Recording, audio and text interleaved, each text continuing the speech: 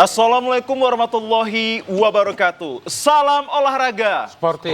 Salam olahraga. Jaya. Dan pemirsa, apa kabar Anda di sore hari ini? Senang sekali kami hadir kembali menjumpai Anda dalam program Dialog Olahraga. Tentunya masih bersama saya Muhammad Azril Nasution.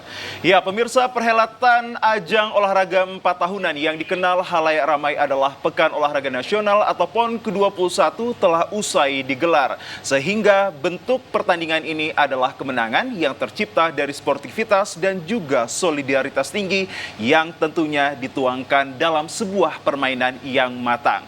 Tentu pemirsa, hal ini akan berdampak pada pelaksanaan PON ke-21 khususnya bagi Provinsi Aceh dan juga Sumut, yang mana khususnya pada Sumut terpilih untuk kedua kalinya menjadi provinsi atas penyelenggaraan PON pasca pada tahun 1953 silam, meski diwarnai dengan fenomena isu di dalamnya.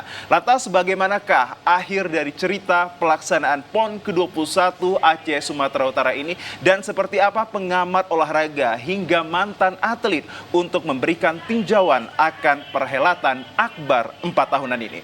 Bersama saya Muhammad Azril Nasution, kita akan bahas kurang lebih 1 jam ke hadapan Anda dengan tema yang sangat menarik kami angkat pada sore hari ini, yakni finalisasi penyelenggaraan PON ke-21. Untuk itu pemirsa, kami harapkan kehadiran Anda di telepon interaktif kami di 0811 6100 386, sekali lagi di 0811 6100 386. Dan untuk menjawab diskusi yang sangat menarik ini, tentu telah hadir kedua narasumber yang sangat kompeten dan ahli di bidangnya. Saya sapa ke hadapan Anda langsung kepada yang terhormat pengamat olahraga, Bapak Indra Effendi Rangkuti. Assalamualaikum, selamat sore Pak Indra. Waalaikumsalam warahmatullahi wabarakatuh, selamat sore. Kabar baik ya Pak? Alhamdulillah. Salam olahraga. Sportif. Salam olahraga. Jaya. Baik, dan yang kedua pemirsa, untuk mempertajam informasi kita pada sore hari ini telah hadir pula kepada kami Ketua Paguyuban mantan pemain voli Sumatera Utara dan juga pengamat olahraga, Bapak Iryatmo SE. Assalamualaikum, selamat sore Pak Iryatmo. Selamat sore, waalaikumsalam. Salam olahraga. Sportif. Salam olahraga. Jaya. Alhamdulillah. Dan tentunya pemirsa, kami harapkan kehadiran Anda nanti 1 jam ke depan dalam keadaan sehat walafiat. Baik, saya mulai untuk diskusi yang sangat menarik ini kepada Pak Indra Effendi Rangkuti. Pak Indra, berbicara tentang Pekan Olahraga Nasional ini adalah ajang 4 tahunan yang sangat bergengsi. Bagaimana Anda untuk meninjau ulang kembali terkait pelaksanaan PON di Aceh dan Sumut, khususnya di pelaksanaan Sumatera Utara ini? Oke, terima kasih ya Mas ya. Kalau kita berbicara tentang evaluasi akhir PON ini, maka saya membagi kepada 2. Pertama, evaluasi sebagai penyelenggara, dan yang kedua adalah evaluasi prestasi. Ya. Kalau evaluasi sebagai penyelenggara, ya walaupun secara umum berlangsung baik, tapi belum maksimal. Ya belum maksimalnya gimana? Tidak saya mau bermaksud menyalahkan siapa-siapa di sini atau menghakimi siapapun di sini, ya. Kita bisa lihat dari fakta-fakta yang ada di media. Ya, yang ada di media. Apakah itu menyangkut tentang sarkas, menyangkut tentang catering dan beberapa yang lainnya. Ya, termasuk juga ada fakta-fakta yang lain lah. Ya, yang mungkin kalau kita urai satu persatu 7 malam nggak selesai. Ya kan? Artinya, mungkin beberapa waktu yang lalu di TVRI juga ya. Saya sudah bolak-balik mengingatkan itu. Ya, siap nggak kita? Di beberapa tempat juga saya tanya. Saya pernah di forum juga bersama dengan pihak Dispora, bersama dengan juga waktu itu ada dari komisi yang dari DPRD membidangi olahraga. Ya, waktu itu dari Dispora mengatakan siap. Oh begini, ya. Nah, tapi kenyataannya kan berbeda. Tentunya ini menjadi catatan. Ya, catatan. Artinya saya juga sering berdiskusi kebetulan dengan beberapa legenda-legenda olahraga nasional yang kebetulan menjadi ofisial lah tahun ini dari masing-masing. Kadang-kadang muncul pertanyaan dari mereka, kok begini? Saya bukan apa-apa, mohon maaf ya. Saya bukan penyelenggara, saya bukan yang terlibat. Tapi sebagai warga Sumatera Utara, harus saya akui, saya nyaris nggak punya muka menjawab pertanyaan itu. Setuju. Mohon maaf ini ya, bukan berarti ini saya menghakimi orang, menjudge orang, tapi inilah kenyataan. Baik. PON ini milik warga Sumatera Utara. Dan ini yang kedua kali. Dan ini yang kedua kali. Kalau 71 tahun yang lalu ada kelemahan, tapi itu bisa tertutupi. Namanya wajar, kita baru merdeka. Setuju. Dan baru 1 tahun waktu itu penggabungan antara pemisahan antara Sumatera Utara dengan Aceh.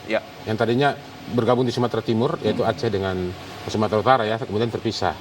Nah, tapi secara umum ya berlangsung baik lah. Artinya ke depan ini menjadi evaluasi. Oke. Ya, evaluasinya itu dalam artian kata, ya, jangan sampai kejadian yang ada saat ini terulang. Ya. Ketika pertama Sumatera Utara dipercaya menggelar event-event internasional atau event nasional. Oke, salah satunya Ya, salah F1, satunya. F2. Hah?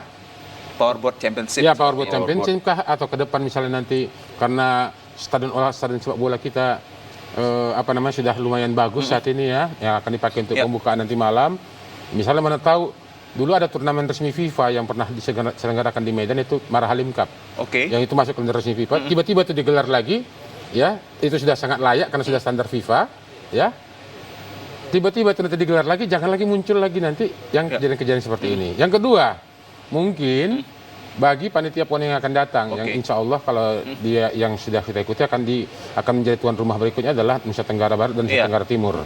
Ya, mudah-mudahan bagi NTB dan NTT ini juga menjadi pelajaran. Ya, apa yang terjadi di PON tahun ini janganlah terulang kembali. Yang kedua, dari prestasi, alhamdulillah Sumatera Utara menduduki peringkat keempat. Ya, 70-an medali emas. Sampai data yang baru saya perhatikan sebelum siaran 79. Oke. Nah, dan Sumatera Utara menjadi provinsi terbaik di luar Pulau Jawa. Setuju.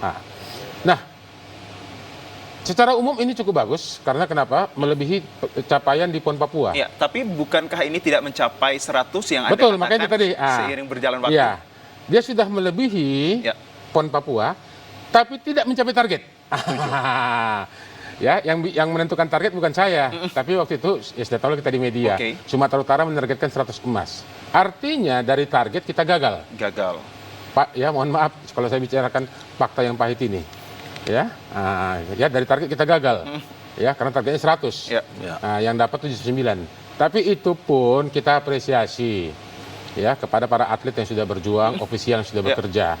Dan tentunya sesudah ini harus dievaluasi. Setuju. Evaluasi itu gimana? Pertama, mana lebih banyak perolehan medali kita dari cabang olimpik atau cabang non-olimpik? Karena kenapa? PON ini hanya pijakan dasar. Setelah ini ada SEA Games, ada Asian Games, ada Olimpiade.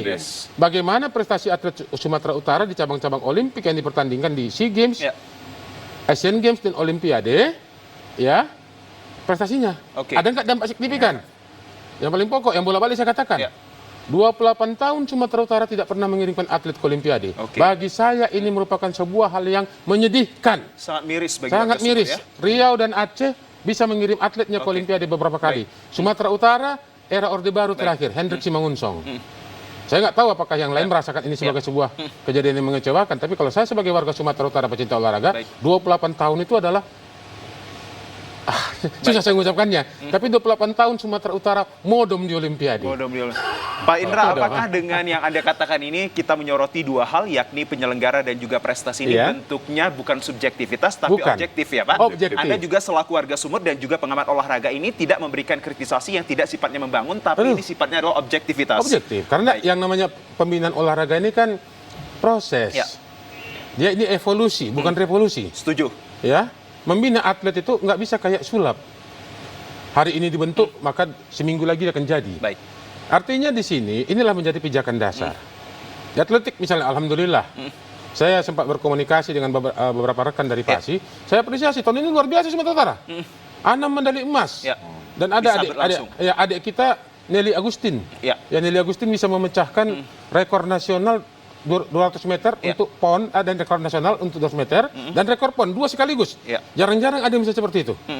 Kemudian juga di 400 meter, dia sukses. Artinya, adik kita ini sudah punya potensi. Setuju. Ya. Nah, mudah-mudahan di SEA Games nanti, ya, Asian Games, dan mudah-mudahan ke Olimpiade dia bisa lolos. Tentunya ini menjadi sebuah PR bagi kawan-kawan kita di PASI. Tapi apakah eksistensi dari PON ini juga nanti akan berlaku pada eksistensinya diri dari para atlet kita? Apakah mereka hanya digaungkan ketika dibutuhkan dalam satu bentuk ajang saja, Pak? Makanya di sini kan harusnya di sini komitmen dari pembinaan olahraga. Jangan karena mohon maafnya lah, kita sudah di atas 70 medali kita terbaik di luar Pulau Jawa. Selesai PON ini tidak ada pembinaan kembali. Ya artinya rehatnya kelamaan. Kelamaan. Rehatnya kelamaan. Ya. Ya, tidak memikirkan misalnya pembinaan yang berikutnya. Ya, harusnya kan mulai diikutkan. Ini pijakan dasar. Artinya bagaimana memanfaatkan peak performance yang ada di PON ini juga akan muncul di event-event selanjutnya. Ditingkatkan terus dievaluasi. Terus dievaluasi. Bagi setiap teknik yang ada. Teknik, baru kemudian adaptasi, dan yang paling penting, ya variasi strategi. Variasi, karena kan bisa jadi pihak lawan sudah membaca gaya permainan, ya, gaya larinya, termasuk juga adaptasi mungkin dengan teknologi-teknologi yang baru. Ya, karena ini pernah kejadian di Asian Games 94, saya masih ingat. Waktu itu nomor 100 meter saya tonton, ya, itu startnya sampai diulangi 8 kali. Gara-gara ada sistem yang baru untuk menilai gerakan kaki. Ya kan waktu itu banyak yang belum terbiasa, bukan cuma dari Indonesia. Saya masih ingat waktu itu Bang Mardi Lestari sampai nervous itu.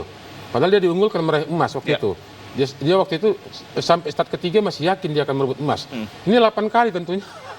Ya siapapun atlet pasti nervous ketika kegagalan itu karena bolak-balik itu. Karena kan titik puncak konsentrasi itu kan perlu. Nah tentunya adaptasi ini yang harus diperhatikan. Termasuk juga misalnya adaptasi dengan rule of the game. Ya karena kan Federasi Olahraga Internasional pasti juga mempunyai aturan-aturan yang baru. Ya aturan-aturan baru. Dan ke depan saya juga berharap, ya mumpung di sini ada Bang Hidayatmo juga dari Poli, ya terutama pada PBPSI dan seluruh stakeholder. Saya merindukan Poli Sumatera Utara ini bisa berkibar kembali seperti era 80-an. Dan nyatanya di PON kita gagal. Ya, jangankan di PON, mohon maaf, jangankan di PON. Adakah klub Poli Sumatera Utara yang berlaga di Livoli dan Proliga? Itu nanti kita akan tanyakan langsung kepada Pak Iryatmo Pak Indra. Baik, tadi mungkin yang bisa saya garis bawahi adalah beberapa catatan maupun bentuk kritisasi yang diberikan oleh pengamat olahraga Pak Indra Effendi Rangkuti terkait tentang evaluasi kepada pemerintah dan juga pembina dari olahraga kita. Lalu harus ada adaptasi yang dimunculkan dari setiap variatif strategi dan juga permainannya. Saya tambahkan sedikit. Evaluasi ini misalnya kenapa target kita gagal, ya tidak capai 100. Evaluasi itu ada yang perlu. Apakah kegagalan kita mencapai target medali karena atlet kita baik sebenarnya, tapi atlet dari provinsi lain jauh lebih baik. Setuju. Berarti kan progresnya kan harus ditingkatkan ini. Nah, yang kedua, ya apakah kegagalan atlet kita ini, ya kegagalan atlet kita untuk meraih target ini misalnya, karena memang atlet kita ini, ya mengalami demam panggung. Ya mengalami demam panggung, ya menghadapi menghadapi turnamen seperti ini, ya. Ini pun tentunya juga jadi ya, jadi perhatian, ya. Sehingga artinya, ya kalau memang ini kondisinya berarti kan tinggal psikologisnya, jam terbangnya yang diperbanyak. Karena skillnya sudah kalau memang karena kondisi psikologis misalnya. Itu saya kira. Baik, dari pengamat olahraga tadi penyelenggara dan juga prestasi yang harus diberikan catatan-catatan hingga kritisasi yang sifatnya adalah memberikan konstruktif dan juga evolusi terhadap setiap turnamen nanti bagi mereka yang akan berlaga kembali. Pak Indra, tahan kembali. Saya akan mulai untuk melakukan perbincangan kepada mantan pemain Poli Sumut yang juga sekaligus pengamat olahraga, Pak Iryatmo. Kalau kita meninjau ulang berbagai cara telah dilakukan untuk bagaimana menampilkan penampilan yang terbaik khususnya bagi Sumatera Utara. Anda selaku mantan pemain voli Sumatera Utara melihat dinamika pertandingan yang telah berlaga di PON ini khususnya pada voli seperti apa? Ya, baik. Terima kasih ya, Bung ya. Di sini saya tentunya karena sebagai mantan, karena kalau sudah mantan nih tentunya kita harus bisa lebih peka. Karena di sini kita tinggal melihat bagaimana ini yang buat yang terbaiknya. Dan kita kan corong kita adalah prestasi. Setuju. Nah, banyak sebenarnya yang harus dilakukan untuk evaluasi ini. Yang terutama adalah sungguh-sungguhnya. Dari kesungguhan ini dulu, kesungguhan membangun suatu cabang olahraga khusus voli, ya. Ketika tidak sungguh-sungguh dan tidak ada punya kemauan, tentunya semuanya akan sia-sia dan pasti akan semuanya serba keterlambatan. Nah, di era sekarang ini saya melihat khususlah misalnya dari untuk lapangan saja sekarang aja sudah sangat keterbatasan. Katakanlah sarana prasarana. Sarana prasarana itu sudah kita zaman 80 90-an Grooming itu volley di mana-mana. Di satu tempat. Bahkan di seluruh Medan ini aja rame lapangan. Sering kegiatan dulu ada ya sesama itu, terus bahasanya antar klub saja pun sudah meriah gitu. Makanya jadi dulu banyak kompetisi atlet-atlet itu zaman 80-90-an tuh banyak yang handal. Ya. Nah, jadi kita lihat kembali ke materi posisi atlet kita yang ditampilkan. Saya kemarin sudah cross check. Oke. Sudah melihat Anda di menyaksikan Riau. langsung pertandingan? Menyaksikan. Baik. Saya melihat langsung ketika waktu Kapolri Cup.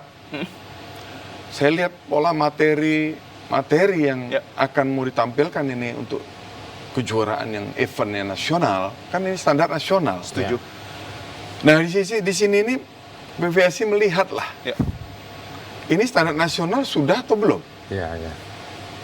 Gimana sih standar nasional itu seperti apa gitu, Pak? Harus paham. Karena mungkin PVSI nggak ngerti atau bagaimana, saya nggak ngerti. Kita dorong. Ya. Bahkan PVSI sendiri sudah kita lakukan untuk coba banyakkan tryout-nya. Karena zaman kita dulu, atlet khususnya ke volley, ketika banyak jam terbangnya, banyak tryout-nya, itu pasti dia punya banyak pengalaman tentunya. Tujuan dari tryout sendiri apa ini, Pak? Tujuan itu memotivasi pengalaman di atlet itu sendiri. Membentuk kesungguhan lagi ya, Pak? Kesungguhannya tadi. Baik. Nah, tapi yang paling terutama adalah kesungguhan daripada pengurus cabang olahraga bola voli PVSI itu sendiri. Yang notabene-nya benar-benar kita ingin kualitas daripada ketua itu memang betul latar belakang pemain voli gitu. Baik. Jadi dia merasa memiliki gitu, Bung. Baik, kita sedikit Pak melihat visualisasi yang telah ada di layar kaca pemirsa bahwa ini merupakan pertandingan yang telah berlangsung pada permainan voli. Pak, mungkin kita sedikit berbincang kepada Pak Iriatmo ini, kalau Anda melihat bagaimanakah untuk gambaran-gambaran dinamika yang ada di layar kaca pemirsa ini terkait voli yang telah bertanding ini, Pak Iriatmo. Seperti apa mungkin Anda bisa melihatnya, Pak? Tekniknya udah oke. Oke. Baik. Sebenarnya Pak, apa yang dibutuhkan kalau saat bertanding voli ini, Pak? Antara sesamanya atau ada tidak antisipasi bahwa si pemainnya ini juga bisa demam panggung gitu, Pak? Iya. Sesamanya itu tadi kembali dia harus banyak jam terbang ketika menghadapi event-event besar seperti ini. Dia tidak canggung lagi, tidak down lagi menghadapi, apalagi ini maaf kita dulu saja pun nggak berhadapan dengan tim yang besar, Bang. Kita sudah merasakan demam juga gitu loh. Terlebih kita lihat di sana juga banyak suasana, banyak orang begitu ya. Iya, apalagi wariohnya yang penonton gini besar dan antusias. Kemarin final saya juga menyaksikan luar biasa antusias untuk bola voli. Iya. Luar biasa, penuh. Saya coba lihat atas sampai lantai 2, lantai 3, semuanya full. Bahkan kita ya di samping memang sarana dan kondisinya semuanya kan lagi situasinya seperti itu. Mungkin kita sama-sama tahu ya. Ya, itu memang nggak dalam kapasitas saya untuk itu. Namun ya dimaklumin lah kita memang. Oke, kita mengetahui kapasitas Anda ini hanya untuk memberikan gambaran dan juga memberikan masukan pada setiap cabur yang ada, khususnya bagi voli. Kalau kita melihat Pak yang di layar kaca, seperti halnya tersebut, apa yang sesungguhnya yang harus dimiliki seorang pemain voli ketika bertanding ini, Pak? Selain harus memiliki kesungguhan. Yang harus dimiliki itu kesejahteraannya. Itu pasti nomor satu. Atlet kesejahteraannya yaitu dari sisi misalnya tentang asumsi untuk kebutuhan yang dia makanannya, like minumannya, vitamin ya, Pak? Iya, berkait vitamin dan lain sebagainya. Nah di sini kan ada laporan-laporan ke saya juga dari sisi untuk kesejahteraan itu sendiri. Kadang-kadang maaf kata dari ngurus ini sendiri mau melakukan, jangan bahasanya cari makan di olahraga ini gitu loh. Ini membuat kadang-kadang tidak maksimal ke atlet itu sendiri. Kalau di misalnya contoh susu yang seharusnya misalnya anggaplah 1 gelas, ini menjadi cuma 1/4 atau setengah. Kalau dia harus bertanding kuat, eksis maksimal, ini yang jauh dari perhatian Nah, pemerintah. itu juga salah satunya.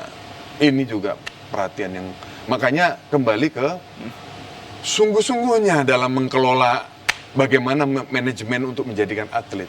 Karena itu nggak persoalan mudah. Nah, banyak yang kita lihat, bukan hanya ini bukan cabur voli, tapi mungkin cabur lain juga begitu, Bang. Iya. Cabur lain juga begitu, harus pengurusnya betul-betul sungguh-sungguh dan punya kemauan, ingin mau menjadikan ini atlet ini sampai kemana, sampai sejauh mana. Begitu, syukur-syukur ini dengan pemerintah atau BUMD kita bangun agar tidak atlet ini, maaf kata, hijrah kalau kita ngomongkan. Sampai kemana? Tentu atlet ini kan mau kemana dia, mau yang terbaik. Iya, nggak salah. Misalnya contoh ini, maaf kata, contoh kan Boy Arnes. Arnes, Pilar Jawa Barat. Nah, orang tuanya itu kan satu dengan saya. Satu letting, Bang. Dia senior saya. Mantan atlet voli. Mantan atlet voli semut. Bang Ramino. Bang Ramino namanya. Nah, kemarin waktu di PON ke Papua 2000. dan relatif masih muda si Boy ini, Boy Arnes. Waktu itu masih 16 atau 17 tahun gitu dia waktu itu. Iya. 17 tahun. Dia tidak ikut di sana. Nggak diikut, di kan? PON. Lantas Lavani Mau kontrak dia. menerima beliau. Menerima si Boy. Mungkin kesejahteraan lebih baik. Ya. Nah, ya lebih baik ya ingin ke sana gitu. Nah, ini menjadi evaluasi semestinya. Termasuk Junaida Santi ya. Jangan hanya ibaratnya egonya. Iya. Hanya mengandalkan ego. Oke, sejauh ini apakah ada ego sektoral memang yang ditampilkan dalam setiap turnamen? Ego sektoral maksudnya gimana? Setiap pemain dan juga para pelatih dan juga pendamping ini memiliki ego-egonya sendiri. Itu spontanitas sudah terlihat. Sudah terlihat. Iya. Dan bahkan saya dari PBSI-nya, saya ajak ngobrol, tolong perbanyak tryout. Tidak dilakukan. Masih ada kemarin 5 bulan yang lalu, masih ada spare waktu. Monggo silahkan. Tapi saya belum dapat info itu. Tryout di mana tryout? Nggak usah jauh lah, ke Jawa. Yang terdekat saja. Iya. Contoh misalnya ke Kepri atau ke Sumatera Barat. Nggak apa-apa. Saya terbang, saya lihat. Gitu. Seperti apa. Dan tambahan juga mungkin ya. Baik, tapi tahan kembali Pak Indra dan juga Pak Iriatmo. Kita akan bahas langsung nantinya pemirsa setelah jeda pariwara berikut ini. Tetaplah bersama kami di Dialog Olahraga. Oke.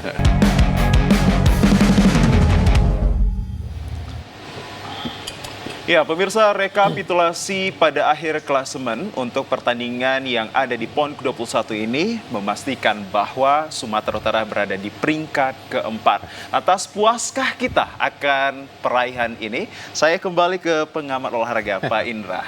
Terkait tentang klasemen ini, pada akhirnya kita hanya berhenti di top 4, 79. Pak. Ya. Peringkat keempat. Ya, peringkat Seperti apa? keempat saya kira bagi saya sudah cukup baik ya. Artinya kita berada di bawah. Pertama dari segi peringkat kita naik 9 tingkat. Ya. Di PON Papua kita di posisi 13, ya. Dan di sini kita sekarang di posisi 4. Berarti ada peningkatan 9 peringkat. Iya, Nah, secara peringkat. secara peringkat itu, ya. Dan juga misalnya dari segi prestasi kita berada menjadi yang terbaik di luar Jawa. Ya, terutama yang 3 provinsi besar itu, Jawa Timur, di Jakarta dan Jawa Barat ya. Nah, tetapi itu tadi kembali kepada kita semua, ya. Bagi saya secara pribadi kita sudah berhasil di PON. Ya. Tapi tujuan berikutnya, ya SEA Games, Asian Games dan Olimpiade. Dan yang paling penting lagi berikutnya, ada beberapa atlet Sumut yang menyumbangkan medali dan punya tradisi beberapa PON dia menyumbangkan medali. Setelah PON ini mundur. Contoh kalau nggak salah saya Haris Horatius, ya dari Wushu, yang sudah menyumbangkan emas di Asian Games juga, ya kan? Nah, untuk atlet-atlet seperti ini yang sudah langganan menyumbangkan medali itu, setelah PON ini mereka memutuskan, ya ibaratnya mundur ya. Apakah induk-induk cabur ini sudah menyiapkan regenerasi? Nah, karena ini juga salah satu faktor yang penting. Jadi kan idealnya kalau dalam pertandingan itu ada atlet utamanya, ada atlet pelapis. Setuju. Jadi misalnya ada atlet utama itu memang dia di PON ini diproyeksikan meraih medali. Kalau atlet yang pelapisnya ini minimal menambah jam terbang dulu. Syukur-syukur minimal dapat medali perunggu paling tidak. Nah, ini tapi itu Saya rasa induk-induk cabur sudah cukup memikirkan itu ya. Nah, yang berikutnya lagi setelah dengan melihat yang ini tadi, ya kan, dengan prestasi ini, mampukah Sumatera Utara dengan memiliki sport center, ya sport center saat ini, menjadikan sport center ini sebagai pusat pembinaan olahraga yang berkelanjutan? Anda sudah terlalu jauh untuk memikirkan ke sana ya Pak, bagaimana nanti untuk progresifnya? Iya. Buktinya sebagai contoh. Jangan sampai terbengkalai. Jangan sampai apa yang terjadi di Sumatera Utara ini mengulangi yang terjadi di PON Riau dan PON Kalimantan Timur. Kalimantan Timur. Selesai PON, selesai juga lah apanya itu. Akhirnya Sarprasnya itu mohon maaf, bukan lagi menjadi Sarbras. Seperti Stadion Palaran yang sudah dari Kalimantan Timur. Miris kita tengok ya, bukan cuma rumput liar, pohon liar pun tumbuh di situ. Pasti. Dan demikian juga misalnya yang lainnya. Nah, tapi kalau seperti Sumatera Selatan kan masih terus mereka, dan prestasi olahraga mereka pun rutin cukup bagus. Ya artinya tidaklah menjadi jelek kan gitu, tetap bagus prestasinya. Nah ini juga tentunya harus dipikirkan. Kenapa? Harus ada koordinasi antara Pemprov Sumatera Utara sebagai pemilik sarana, karena sarana itu milik Pemprov, dengan induk-induk cabur, ya. Jangan pula nantinya di sarana dan prasarana sudah bagus itu lebih banyak kegiatan non olahraga daripada kegiatan olahraganya. Seperti konser begitu ya? Ya macam-macam lah, bukan cuma konser ya, yang lain-lain lah. Tapi yang intinya paling pokok sebenarnya adalah itu menjadi pusat pembinaan itu tadi. Kalau dulu, jangan nanti seperti dulu. Ini sedikit saya kasih gambaran ya. Dulu Sumatera Utara pernah berkata, kalau Sumatera Utara punya velodrome, maka balap sepeda Sumatera Utara akan lebih baik lagi. Ya, nggak punya velodrome aja sudah lahir Sanusi, sudah lahir Sutiono, Sugiarto, Sabarudin Purba. Tapi begitu dibangun velodrome, udah velodrome-nya tidak memenuhi standar, tak jelas pula peruntukannya, balap sepedanya pula yang turun.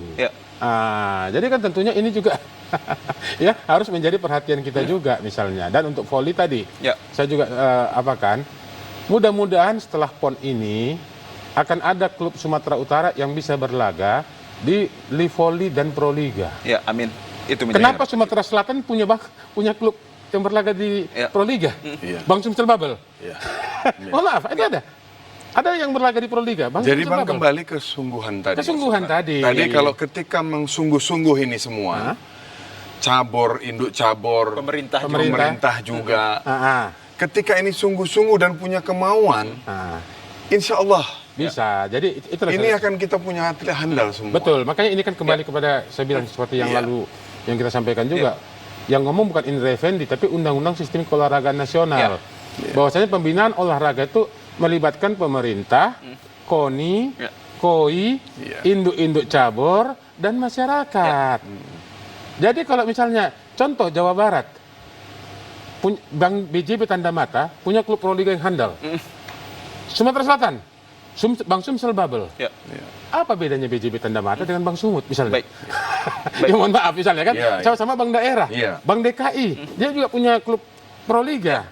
Nah artinya ya sebetulnya di sini kembali kembali kepada kesungguhan tadi, komitmen. Bahkan yang Proliga ini paling unik tahun ini, tim baru, BIN punya klub Proliga. Setuju. Dan langsung jadi juara. Itu kan. Artinya di sinilah artinya kembali kepada kesungguhan komitmen ya. Bahwasanya apapun ceritanya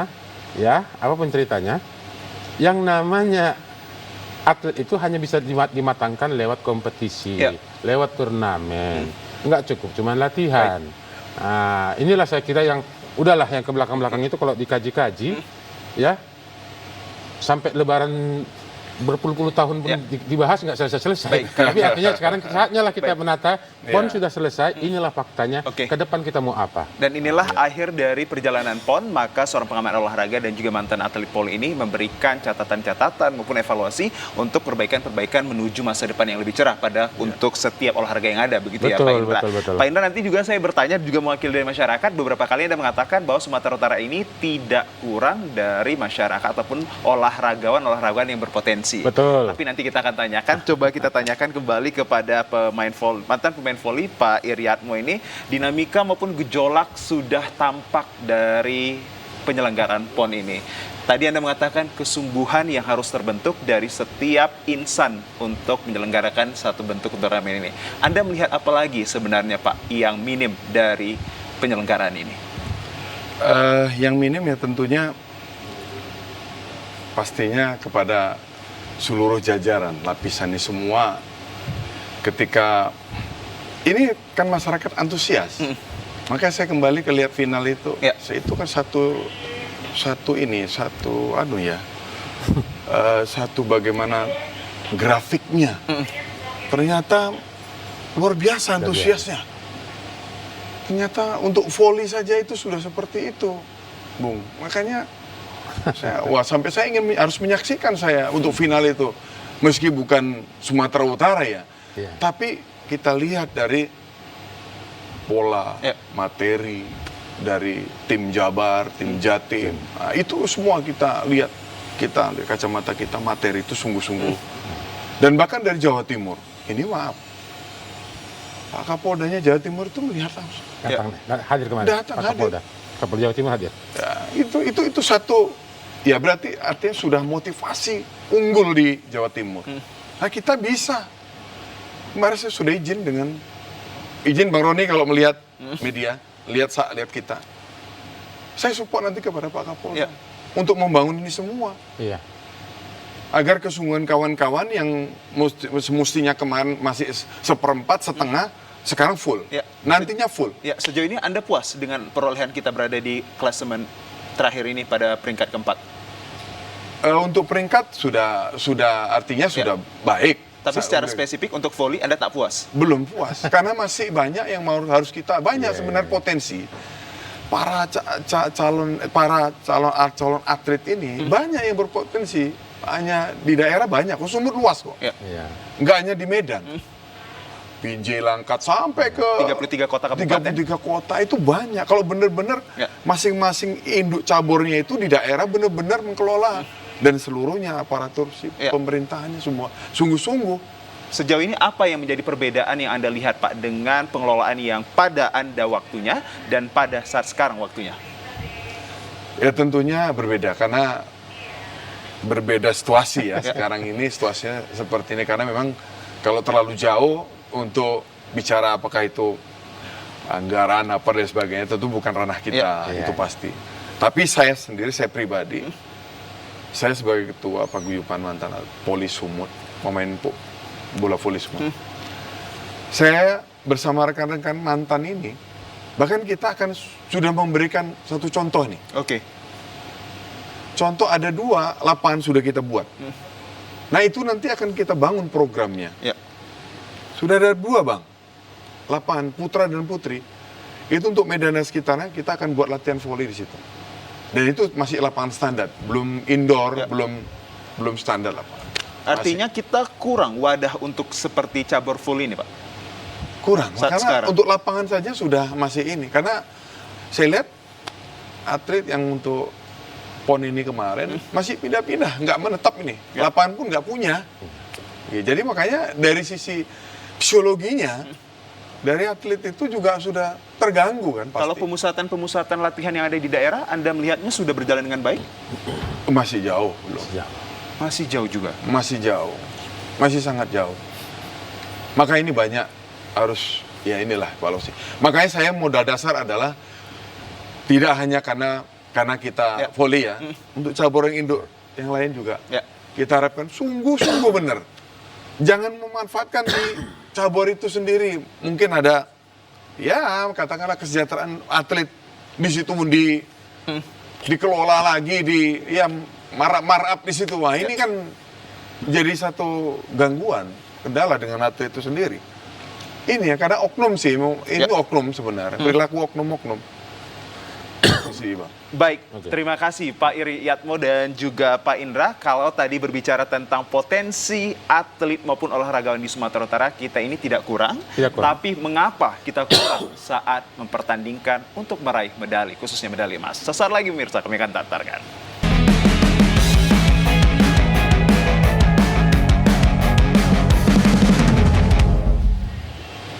Ya, pemirsa, meski telah usai PON 21, namun selebrasi hingga memori hangat masih tersimpan pada warga yang telah menyaksikannya. Terlebih melihat para atlet yang tengah berlaga ini, ada yang menunjukkan kualitas, ada juga yang menunjukkan egonya.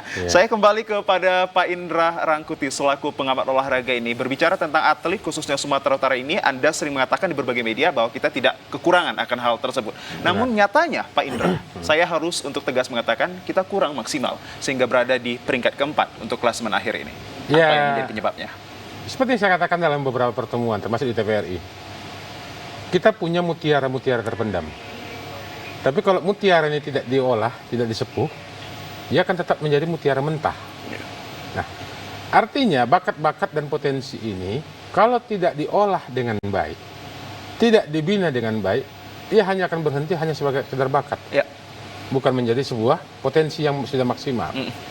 Nah, tentunya di sini kita harus mengaca. Kenapa Jawa Barat dan Jawa Timur dan DKI ini tak tergoyahkan dari tiga besar? Iya. Tak tergoyahkan. Ya. Nah, tentunya di sini kita perlu pelajari apa yang baik dari mereka itu. Misalnya bagaimana di Jawa Barat itu antara Dinas Pendidikan dengan Dinas Pemuda dan Olahraga itu ya punya komitmen, ya, punya komitmen untuk sinergi membina olahraga. Ya. Nah, kalau kita kan ini belum. Ya, nanti antara instansi ini itu kan kita masing-masing punya kerjaan. Nah, tentunya kan ini kan bisa jadi nggak apa juga ya, nggak kondusif juga misalnya kalau seperti itu.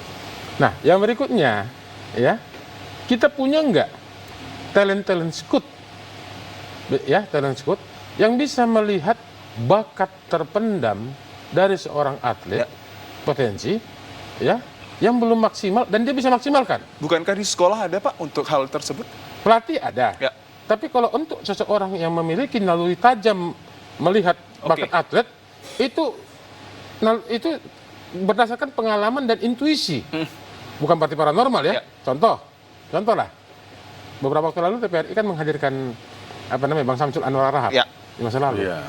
Menengok potensi Bang Samsul Anwar Harahap, kalau kita baca kisahnya, tidak ada yang yakin dia menjadi seorang petinju. Ya, karena ya ada beberapa dari beliau itu sepertinya dari fisik tidak meyakinkan. Ya. Tapi paman beliau Pak Parum Siregar bisa melihat begitu ditengoknya Bang Samsul main mukul sansa, udah besok kau latihan tinju.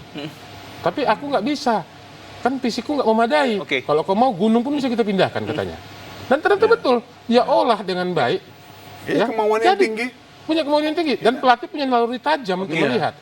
Sama juga misalnya dulu kita punya tokoh olahraga, mungkin Bang Ida masih ingat Ompung Kamarudin Pangabean. Ompung Kamarudin Pangabean yang bukan hanya jago di sepak bola tapi juga di semua cabur diurusnya dan semua bakat-bakat yang dia lihat ke daerah itu jadi semua. Apakah tinju, voli, ya, sepak bola, apalagi ya kan. Kemudian juga misalnya di renang. Nah, padahal dia bukan saja olahraga. Ya, tapi inilah yang sebetulnya harus menjadi perhatian. Sama juga misalnya contoh sepak bola, ya. Awalnya Barcelona itu dianggap gila, anak yang kurang gizi dari Argentina seorang Lionel Messi, ya. Mereka bawa ke Spanyol untuk dibina. Ternyata benar, dia paham anak ini kalau hormon tubuhnya diperbaiki, ya, dia pasti bakal jadi, dan betul kan? Nah, inilah saya kira yang kemampuan seperti ini harusnya coba untuk Nah, di Jawa Barat dan Jawa Timur ini kuat, ya. Mereka punya tim-tim talent scout, ya, yang masing-masing ke pelosok-pelosok daerah dan jadilah, ya, atlet-atlet itu bisa berprestasi. Contoh seperti Jawa Timur misalnya, ya, itu nggak semua dari kota besar. Megawati Hangestri Pertiwi, ya, yang dijuluki Megatron itu bukan dari kota besar, dari Jember. Ya. Demikian juga misalnya di Jawa Barat, ya, hanya beberapa yang dari Bandung. Sisanya kan ada yang dari Sumedang, ada yang dari Majalengka, ya. Artinya di sini, kadang-kadang kita enggak terpatok pencarian bakat ini hanya di kota-kota besar. Setuju. Padahal mungkin di Serdang Bedage dalam sana ada potensi atlet, di Nias sana ada potensi atlet. Tapi karena tak turun pemandu bakat ke situ, maka dia akan menjadi berlian yang tetap tertanam. Nah, ini yang harus dikembangkan. Ini yang harus dikembangkan. Talent scout ini jangan cuma hanya mencari di daerah-daerah. ya di kota-kota besarnya saja yang dicari. Dia harus turun ke daerah. Baik. Nah, dan yang berikutnya juga adalah komitmen pemerintah daerah.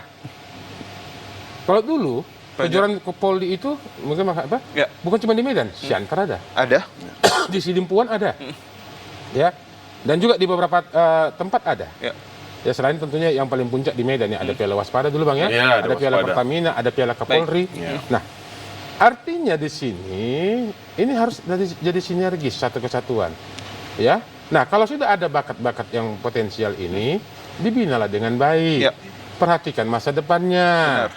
Nanti jangan sampai misalnya mereka sudah punya komitmen untuk Sumatera Utara, tapi mohon maaf masa depannya di sini nggak jelas. Jangan salahkan kalau mereka akhirnya memilih hijrah.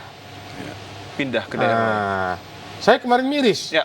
2 putra daerah terbaik Sumut yang saya tahu, satu dari Labuan Batu, Boy Arnes Arabi, dan satu dari Putri, Ya. Junaida Santi, justru berkibar di PON ini atas nama daerah lain. Boy Arnes Arabi di Jawa Barat, Baik. Junaida Santi di DKI Bang ya. Ya. Nah, satu anak rantau Perapat, satu anak dari Serdang. Biji. Nah, Binjai ya? Ya, Ya, tapi Bang Kamilo ya Binjai. dia pertanyaan ya itu Ya. ya, Binjai, sorry. Nah, artinya kalau sudah seperti ini, bakat itu kan ada. Baik. Kenapa setelah mereka hijrah ke daerah lain berkibar? Ya, saya berapa kali nonton mereka di Proliga karena Proliga kan ditayangkan juga di televisi. Ya, aksi-aksi mereka itu saya seperti teringat, saya seperti nonton ini. Ya, bagaimana dulu sosok Lodri Mas Patela Baik. bermain, Imam Agus Faisal, Pascal Wilmar, Muhammad Samsul Jais, Jalu Dwi Prasetyo, yang dulu ya, bintang-bintang Poli, demikian juga di Putri. Oke. Gitu tengok Junaida Santi, saya bisa bayangkan. Dulu saya nonton Luciana Tarore, ya, Tri Wahyuni, iya kan? Baru kemudian juga misalnya bakat-bakat Poli yang lain lah, karena zaman itu juga apa namanya, ya. Malah saya menengok permainan Junaida Santi, mohon maaf, saya teringat kepada Mbak Mirna Hanusa dulu, Ya. ya, seorang atlet Poli andalan Sumut. Gaya mainnya mirip, karena saya ingat dulu Mbak Mirna Hanusa itu dulu, ya, sekali smash itu tajamnya minta ampun, Ya. sama dengan ini. Nah, Junaida Santi itu berapa kali saya tengok di pertandingan, ini sebenarnya Baik. suksesornya siapa? Megawati. Baik.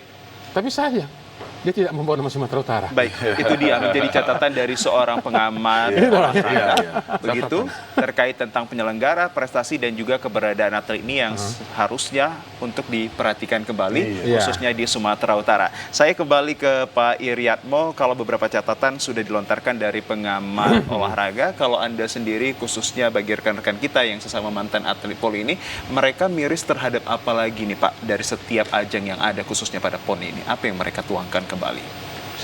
Kalau mirisnya tentunya kan mereka ini kan ingin berlaga juga maksimal. Betul, betul. Ya kembali ke ke pengelolanya untuk yang membawa tim. Jadi sebenarnya kalau kita ini banyak mantan-mantan ini juga banyak dulu yang berprestasi. Kita tidak perlu ngambil konsumsi dari impor dari luar, dari daerah ada. Oke. Dari kita sendiri cukup kok untuk melatih ini. Di paguyuban banyak. Artinya Anda dan rekan-rekan tidak diberdayakan sampai sekarang untuk memberikan sumbangsi pemikiran. Ya pengalaman ada gitu. yang beberapa teman kita diperdayakan, tapi tidak koordinasi dengan kita. Oke. Nah kalau koordinasi dengan kita ini kan juga sedikit punya berilmu dan sedikit mungkin ada pengalaman. Ya. Diajak kita, diajak aja gitu, nggak usah egonya, nggak usah jaim-jaim menghadapi ini nih. Oh, jemput bola lah. Jadi yang pertama modal dasar adalah kemauan tadi. Yang kedua jemput bola. Jangan merasa aku. Kalau olahraga ini nggak bisa bang, aku. Baik. Olahraga ini fleksibel. Jadi ya ini apa adanya, ini aku gitu loh. Jadi itulah mencermin bahwasanya kita punya mental. Ya. Iya, iya. Karena seorang atlet itu pasti yang pertama mental dulu. Nah kalau udah mentalnya tidak ada, Ya. nggak pernah jarang tryout. Ketika berhadapan event nasional, lihat oh ini di tim mana nih, Jabar. Anda Oh, pernah ini- mengalami hal yang sama? Ya, sama dulu. Tapi kita nggak sampai nasional sih, tapi kita kacamata kita bisa melihat ini semua. Ya. Gitu loh. Jadi jangan diabaikan. Oke. Dan kemauan ini ya, kalau sudah punya kesungguhan pasti ada kemauan. Itu yang kita harapkan sekali. Jadi jangan berputar-putar di situ mengelola gitu loh. Ada Kepentingan sendiri ya, Pak? kepentingan di internal itu Baik. gitu. Ya kesungguhan lah. gitu Baik loh. Pak Iriatmo, apakah hal yang sama juga saya tujukan pada Anda, pertanyaan khususnya ini, Sumatera Utara ini tidak kurang dari atlet-atlet yang berpotensi? Sungguh banyak, cukup Oke. banyak atlet potensi. Justru yang ditampilkan kemarin juga sebenarnya bisa dipush, bisa didorong. Tapi ya mungkin karena keterbatasan dan memang nggak tahu saya ya, yang manajemen sekarang ini mengurusnya ini, saya nggak tahu ini. Karena saya nggak ada diajak mengelola ini. Nah, gitu kemarin di waktu cabur ini saya jadi humas. Saya bukan basic saya humas. Ya. Saya basic saya, ayo lapangan seperti apa, welcome. Oke. Gitu. Bahkan kita paguyuban ini Bang, kita sudah ada lapangan poli. Ada 2 kita buat tuh di sana. Baik. Untuk rencana juga pembinaan nanti dari siswa-siswa lah dulu. Baik. Para mungkin SMP, usia pemula, SMU. Nah, itu kita akan bina di sana. Ya. Ada lapangan kita, lapangan paguyuban namanya. Baik. Baik Pak Iriatmo, tanpa terasa juga kita sudah berada di ujung segmen ini. Saya tambah bisa sedikit? Boleh sedikit Pak? Iya. Artinya kepada para pembina olahraga Sumatera Utara, marilah sama-sama kita milih hikmah dari PON ini. Ya. Janganlah misalnya kami-kami seperti saya, Bang Iriatmo ini kalau memberikan kritik dianggap kami sebagai musuh. Ya. Ya. Karena cinta kami lah kepada olahraga, maka kami mau mengungkapkan Ya. pemikiran-pemikiran. Iya. Kalau kami diundang, kita duduk bersama, insya Allah kita siap ya Bang Ya. ya. Iya, Nah inilah dia, jangan sampai misalnya, Baik. oh klaim banyak omongan, Baik. jangan. Baik. Ya, mari kita sama-sama saling mengisi. Oke. Untuk Sumatera Utara lebih baik. Baik, itu dia menjadi closing statement dari Pak Indra. Anda sedikit Pak untuk pengharapan bagi rekan-rekan kita yang telah berjuang dan telah bekerja keras untuk mensukseskan PON ini seperti apa, khususnya bagi atlet. Iya. Saya tambahkan dari Bang Singkat dan Indra. padat Pak. Saya tambahkan. Untuk jadi kritis itu kan kalau kita mantan namanya olahragawan, tentunya kritis ini kritis membangun. Iya, ya. Bukan kritis mau mencemoohi gitu loh. Ya, jadi jangan disalah persepsi. Ya. Kita ini mau menegak luruskan agar Sumatera Utara itu lebih baik ke Oke. depan. Agar semua potensi atlet ini kita bangun, Oke. kita perdayakan dengan baik. Sukses penyelenggara, sukses prestasi Sukses kita. prestasi. Jangan kita setelah kita lihat ada berpotensi kita abaikan. Ya. Itu membuat kadang-kadang seorang calon atlet tadi hijrah kemana-mana. Baik, baik. Baru sudah terlihat dikelola di luar, Ya. di mana dengan manajemen yang baik, Baru resah. baru resah. Baik. Ini kan jadi satu Dinamika politik atau problematika ini sebenarnya ada pada ego sektoral masing-masing ya Pak? Iya, ada Baik. ego. Jadi ya kembalinya adalah saya Baik. berpesan seluruh cabang olahraga, khususnya poli lah. Yang pertama adalah kesungguhan. Baik Pak, baik.